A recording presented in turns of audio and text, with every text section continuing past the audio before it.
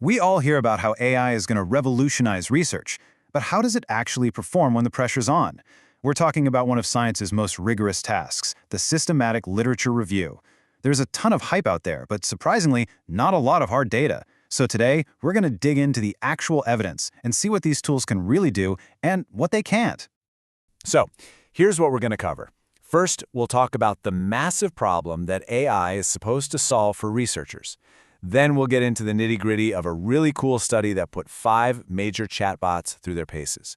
We'll break down the surprising results, weigh the pros against some pretty serious cons, and finally, we'll look at what this all means for the future of doing research. All right, so first things first, why all the buzz around AI and research anyway?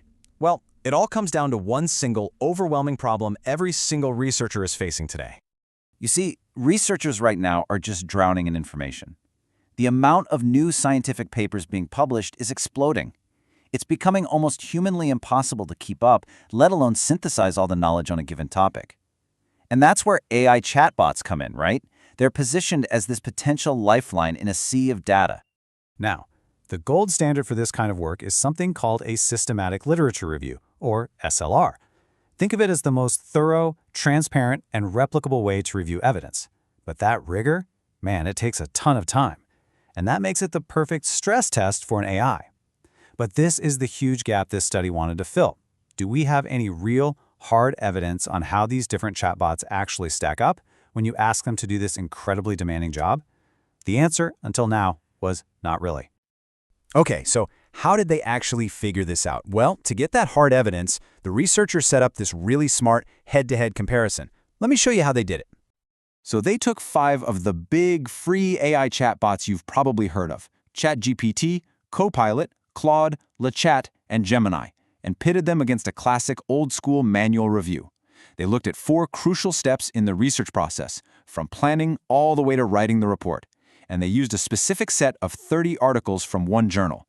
Super clever, because it created a totally level playing field, letting them see exactly where each bot shined and where it stumbled.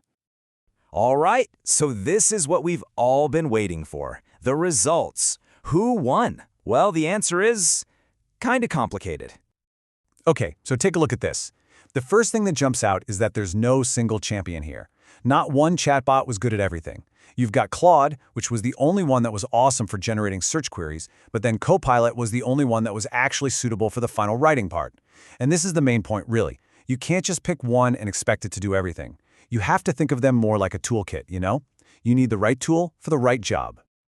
So let's zoom out a bit. What does this actually mean for a researcher trying to get their work done? Let's break down the big pros and cons that came out of this study. Okay, on the plus side, you can see how these things could be a huge time saver. Brainstorming ideas, pulling out data, super efficient. But, and this is a big but, these benefits come with some really serious pitfalls.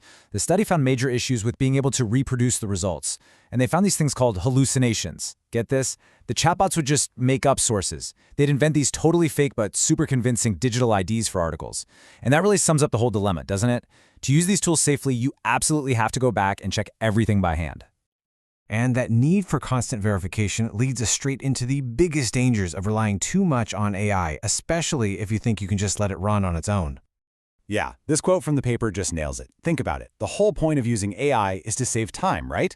But, as the authors say, if you can't blindly trust these tools, then all the time you spend double-checking, fact-checking, and fixing mistakes, well, it can totally wipe out any of those efficiency gains you were hoping for.